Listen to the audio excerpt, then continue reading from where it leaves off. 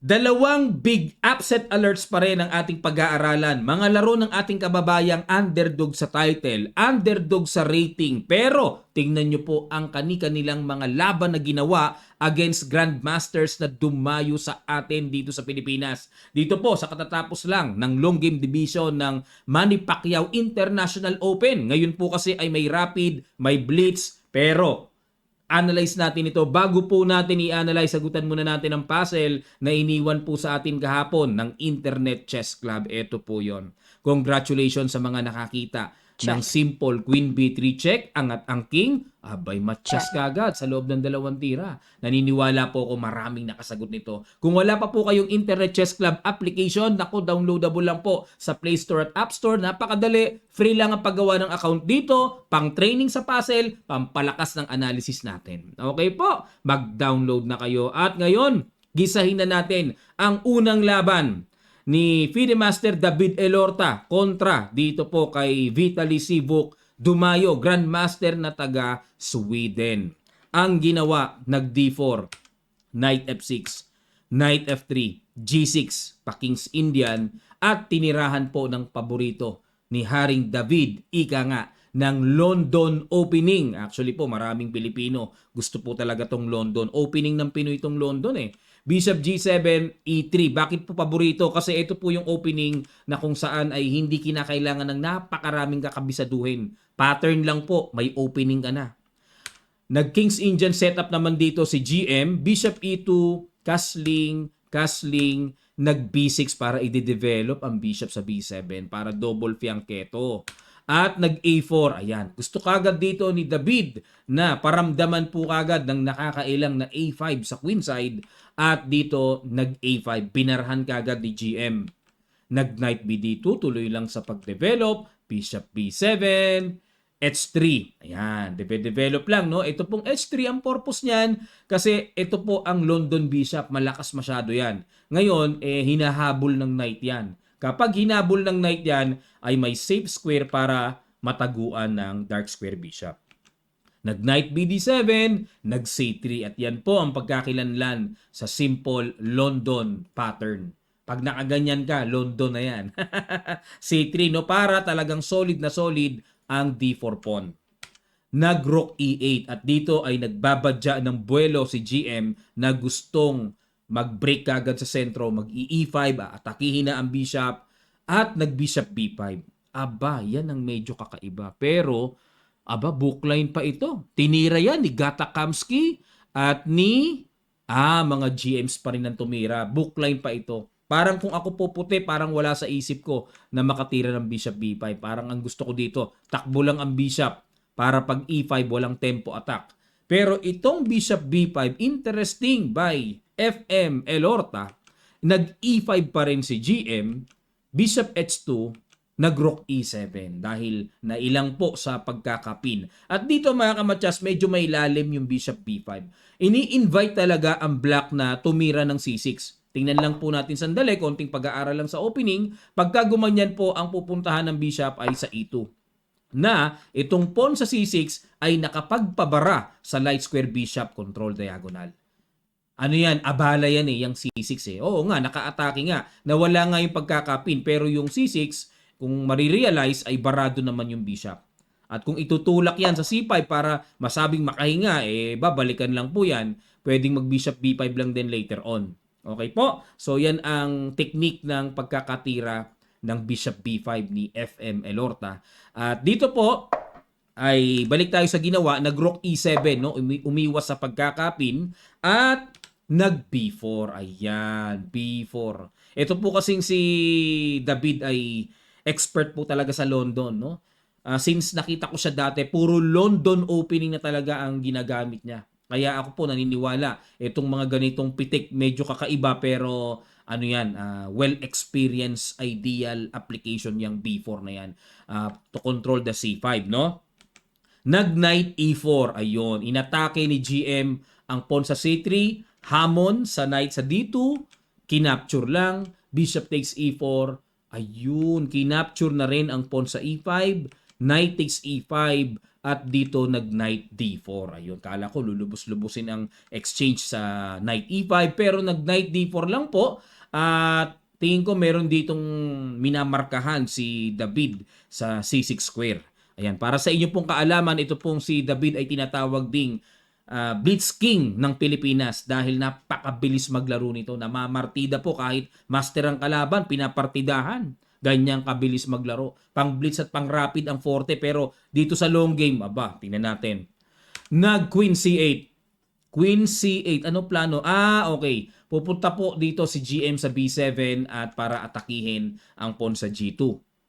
Nag-Rook C1 naman. Rook C1. Okay. Para kung kainin yung pawn sa B4 kain, naka-ready na po yung Rook sa C-file. Nag-Bishop H6. Bishop H6. Ano plano? Medyo nalaliman ako ron Tinirect ito pero may suporta naman. Malalim po yung Bishop H6. At nag-Bishop F4. Sinalubong lang ng Bishop ang Bishop din.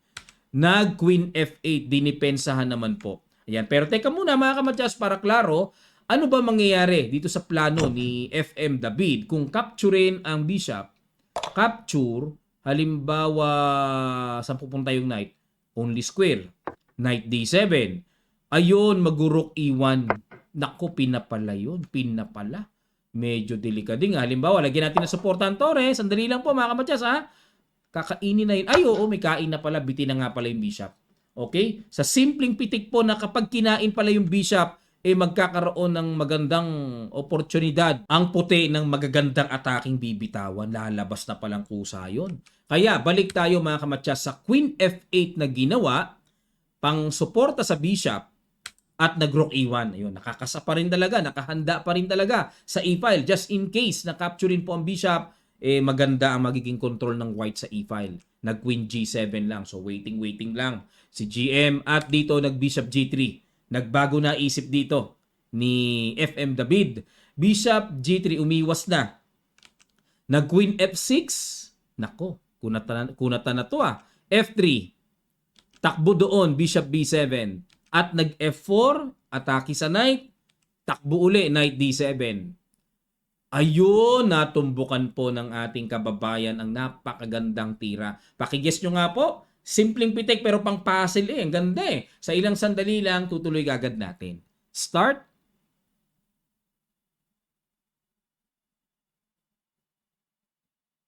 Maraming salamat po mga kamatyas. Dahil sa tirang ito, parang nawindang na si GM. Queen G4, good move. Ayan Threat ang Knight. Kitang-kita.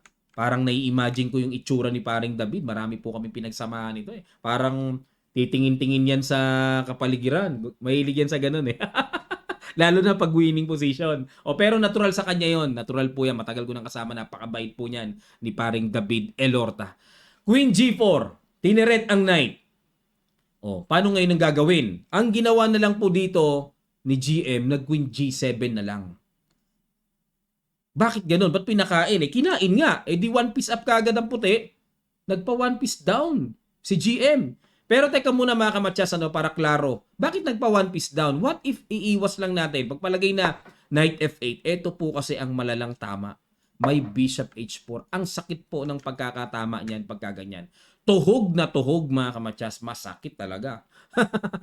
Grabe, parang inihaw ang queen mo, tagos dun sa tore. Okay, balik tayo sa Queen G7. Anong plano ni GM? Bakit binigay niya yung Knight? Ang tinira po dito, nag-C5. Inatake muna ang Knight. Teka muna, sige. Nag-Knight C6, ayun. Inistorbo kagad ang Rook sa E7. Nag-Rook E4, iniwas. Rook E4 at dito nag-Queen D1. Queen D1. Okay. Okay, tineret yung pawn sa D6. Dito po kasi, since nagpakain ng isang pyesa ang black, ang challenge dito ay papaano i-rescue ang bishop ng malinis na makakalabas para buong-buong isang pyesa, ramdam na ramdam talaga ang extra piece talagang lamang ng puti. Kailangan, maramdamang buo yan Kaso nga lang dito ang bishop, medyo nasa kampo pa ng kalaban na kailangang ma-rescue at maitakas. Nag-F5. Ayan na po. May threat nang naganap. Sa bishop, kinapture lang ang pawn sa D6. Yan naman po talaga ang kahulugan. Bakit nag-Queen D1? At nag-Queen F8. Hinamon ng Queen to Queen. Bishop E6 check. Umilag, nakipag-queen to queen, bishop takes f8, at nag-bishop d5. At dito po ay talagang masasabing ano pa ang gagawin ng black para ma-compensate niya na siya ay one piece down. Grabe pa. Grabe pala to. Nag-rook e8 at nag-b5. Ayun na, talagang sementado na ang knight, nakatakas na ang bishop, klarong isang pyesa ang lamang. Ano na, GM, yan ang tanong. Paano mo i-compensate? Ano ang kapalit ng isang pyesa? Itinuloy pa rin, no? Di pa rin ni-resign. Nag-e4. F takes e4, bishop takes e4, rook e6, at dito nag-c4 para talagang hindi na po tatamaan. Wala namang worries dito. Bagamat nagbaterya pero yung rook ay sapat naman ng suporta. Walang worries na ialis ang bishop, tapatan ng tore. Walang worries eh. Rook takes e1, rook takes e1, rook takes e1, bishop takes e1, at dito nag-bishop c8 at nag-bishop h4 para ilalagay na po doon ang bishop. Ayun, lilimasin na ang mga pawns na nasa dark squares. Resign si GM, mga kamatsas. Talagang nung round 2 pa lang to eh. Talagang putok kagad. Ang dami nag-share sa Facebook, oh. At ang dami pong nag-request sa akin, Coach, upset alert! Tinibag ni FM Elorta yung dumayong GM. Pero hindi ko pa na-analyze eh. Kumbaga nireserba ko lang. Ito yung right timing na makita nyo ano yung nangyari sa pagkaka-upset. Congrats sa'yo, paring David. Nako, talagang ano yan, napakabait po na kaibigan yan. Tagal nang pinagsamahan namin sa iba't ibang tournaments. Magkakasama kami yan. Okay. Sunod naman natin, 15 years old National Master Phil Martin kasiguran. Medyo bata pa ito, no? Bagets pa. Pero nakalaban ang veteranong Grandmaster ng Indonesia, si Megaranto. Pag-aralan natin. Black dito ang ating kababayan. Kitang-kita nyo naman, sa rating pa lang, ang layo ng diferensya. GM sa NM. Nako, tingnan natin. Ang ginawa ni GM Megaranto, nag-Knight C3. Kakaiba yan. Kabayo muna. Usually, Knight yung una dyan, Knight F3. Pero yung Knight C3, bihira yan. Nag-C5. Okay? Knight F3. Dalawang Yokababs opening, no? Nag-E6. D4. Kinain, kain, at nag-Knight C6. E4, ayun. Nauwi na po sa Sicilian. Sicilian na yan, na iba lang ang sequence. Queen C7. Knight takes, B takes, at nag-Bishop D3, Knight F6. So, very natural po yan. At mamaya, magdi-D5 yan para buuhin ang sentro. Castling, E5, aba! D5 usually ginagawa ko ron eh. Pero dito, E5. Nagdalawang beses gumalaw ang pawn, pero siguro ang iniiwasan dito mga kamatyas yung mamaya makakapag E5 ang puti. Pero another tempo yung E5, ano? Tingnan natin. Nag-King H1. Ayan, nakiramdam muna. Pagka ganyan po, gusto mag-F4 niyan. Para yung diagonal dyan papunta sa king niya, makaiwas na. No? Prophylactic move, King H1. Nag-Bishop E7. Bookline pa ba? Yes, bookline pa. Nag-F4, ayan na nga po, bumira na ng atake. Nag-D6 lang para depensahan. Nag-push F5. Ganon. Dito kasi ang madalas sa linya, Queen F3 ang ginagawa. Pangalawa, kinakapture to. Pangatlo lang yung linyang F5. Okay? Close. Pero ang gusto niyan, pagagapangin yung pawns dyan para pawn storming sa king side, mga kamatyas. Yan ang plano. Nag-Bishop B7. So, tuloy lang sa pag-develop si Phil Martin at nag-Queen F3.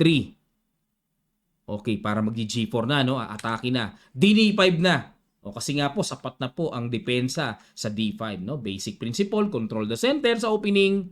Ayun, nawala po sa novelty yung D5 dahil ang bookline pa na nakatala, itinira noong 2003, castling ang ginawa. At ano nangyari? Tabla noong 2003, mga kamatyas. Ayun, ayon sa database record. Pero itong D5, bago na po. Novelty, wala sa libro. Nag-Bishop dito lang si GM. D4, Knight D1, at nag-C5. Ayan. Siguro naman po, kilala nyo lahat itong si GM Megaranto, di ba? Former number 1 player ng Indonesia yan. Pero ngayon hindi na siya number 1. Marami na pong mga grandmaster na sumibol, mga batang grandmaster sa Indonesia. No? Pero yan, matagal pong hinawakan yan ang pagka number 1 sa Indonesia. Veterano yan. C5, ang idea po magsi-C4 para atakihin ang bishop. Nag B3 syempre para pigilan. Mabigat ng tumira ang ating kababayan, no? C4. Syempre, di makain ng bishop, may bitin po sa pawn E4.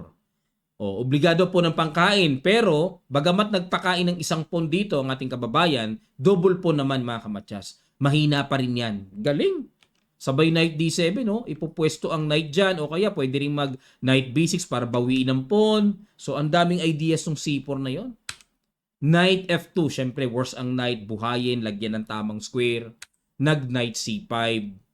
Queen G3, ayun, inatake po ang pawn G7 at nag-king F8. Napa-king F8 lang. Bakit? O, tingnan po natin, ano? Halimbawa, kaslingan lang. Ano ba mangyayari? Ba't hindi na nag-castling dito? May bishop H6, ayun. Threatening matchas. Pag pinush, kain ng tore. At halimbawa, ipilit na depensahan para masabing may depensa, susundan po ng kain lang, kain halimbawa, and then may F6. So dito po ay decisive advantage. Delikading yan.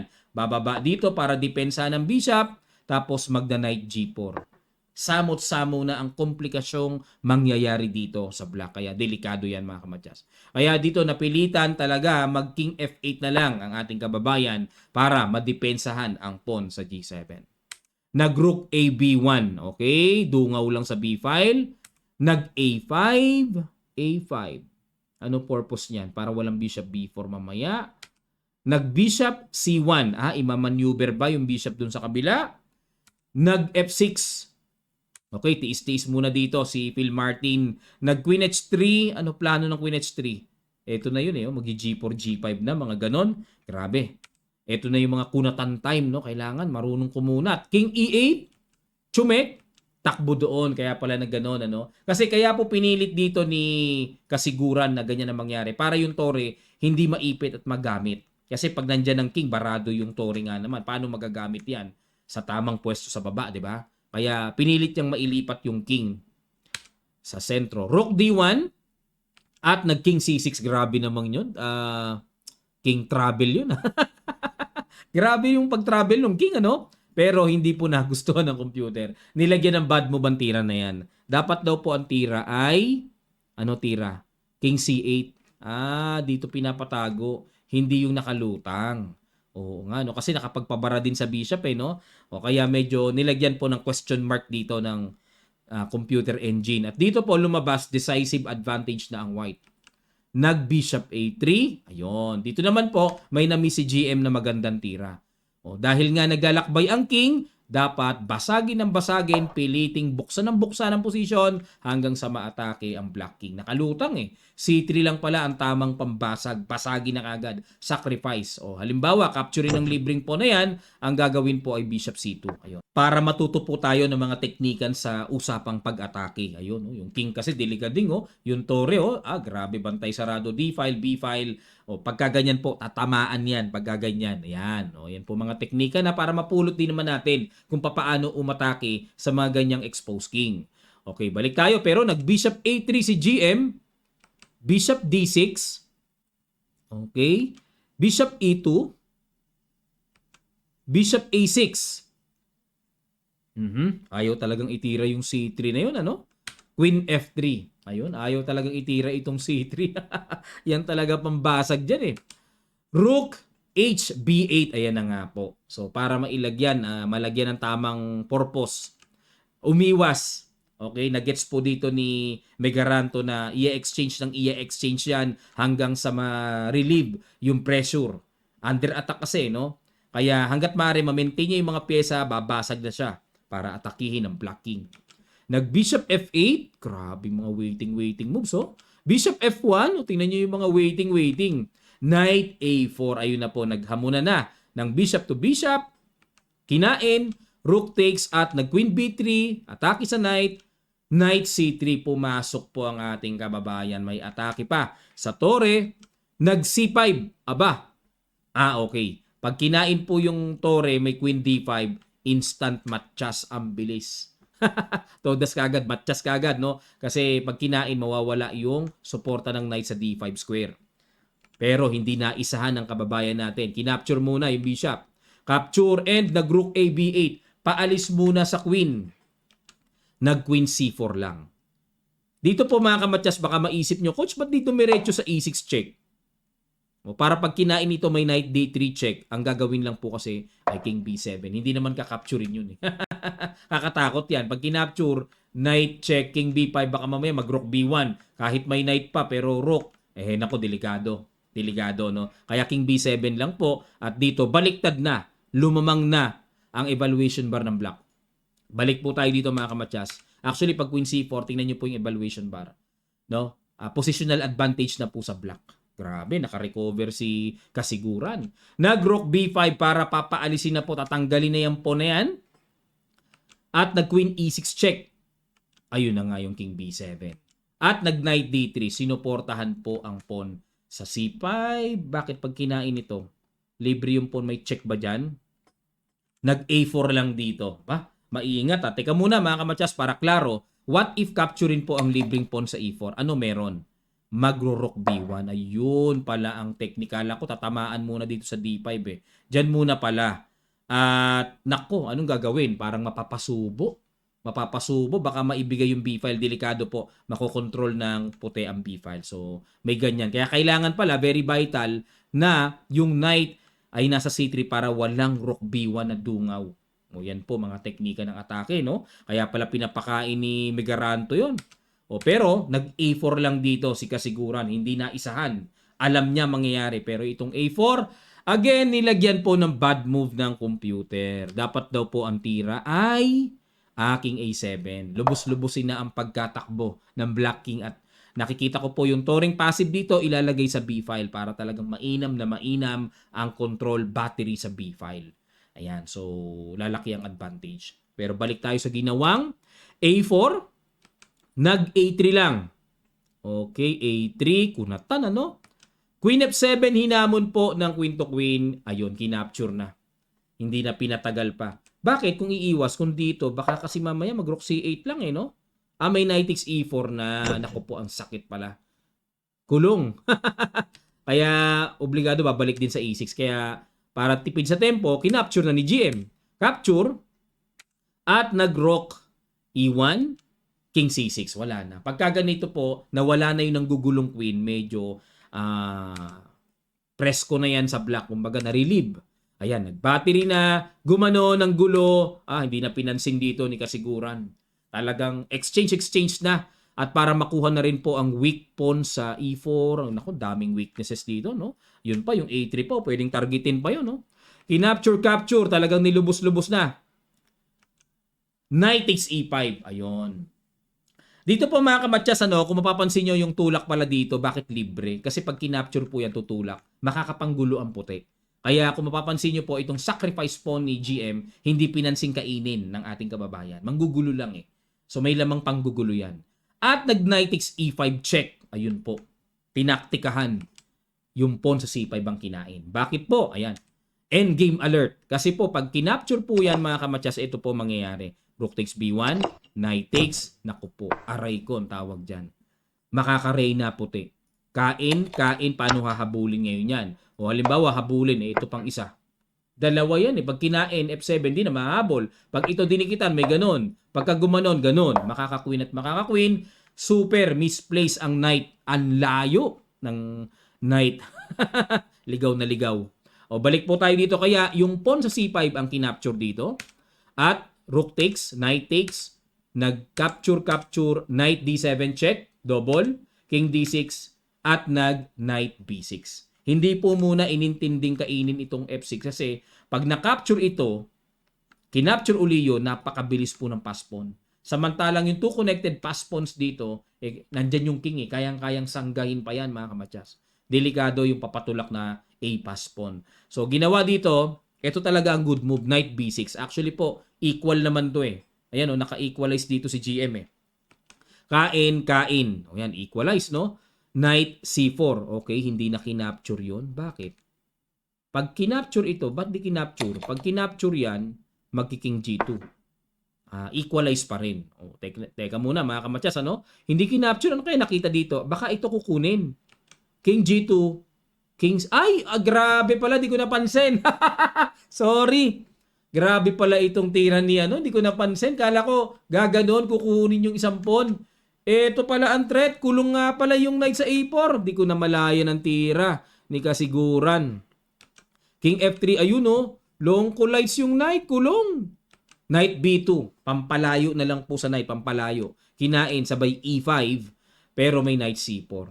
Yun nga lang. Iskwalado ng knight yung pawn. Hindi makatulak. So dito po klarong one piece up si Kasiguran. Nag King F4. Knight F7 para di makapasok. Nag King E4, King C5, depensa muna sa pawn. King F4, King D5. And dito po, klarong-klaro na mai-squeeze ang White King. Halimbawa, mag H4, uubusin lang po tire. Gaganon lang. O wala nang tira. Bababa, sabay may ganun na. Hanggang sa maubos ang mga pawns, wala na. Talo na yan. Okay mga kamatyas, yan po ang teknikan dito. Kaya nag-resign na po si GM at nako, grabe, nabalitaan ko rin ito. May mga nagbe-message sa akin no. Ako'y nagpapasalamat sa mga tumutulong na malaman yung mga ganitong klaseng upset alerts, no? Biruin nyo, National Master, 15 years old lang, 2100 ang rating, against ang taas ng rating, GM, veterano. Kaibigan ko rin naman po si Megaman. Ayan, pero this time talagang kailangan i-analyze Kasi talagang kakaiba po ito, no? Big upset alert po ito. Congratulations kay Kasiguran, no? May dugong GM level na rin ng batang ito.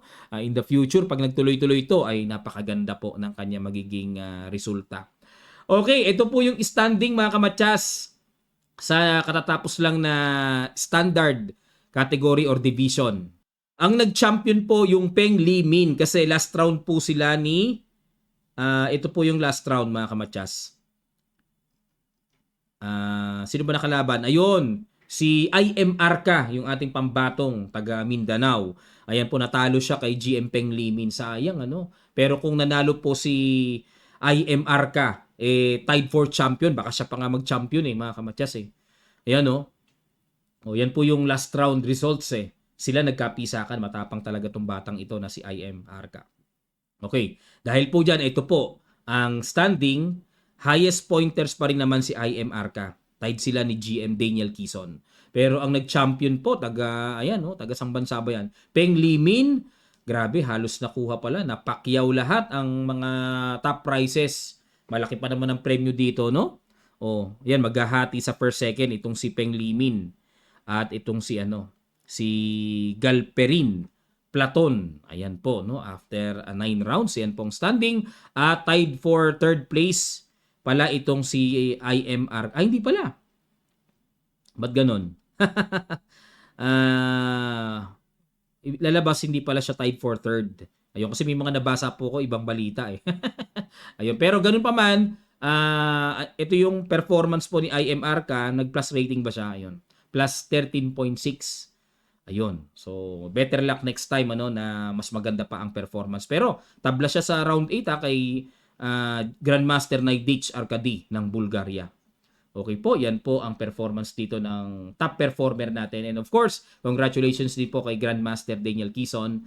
Ayan, at sa mga Pinoy na sumali po dito. Hindi pala federated ito mga kamatyas. Hindi siya federated kaya sayang kung federated, count sana yung mga upset alerts na yon.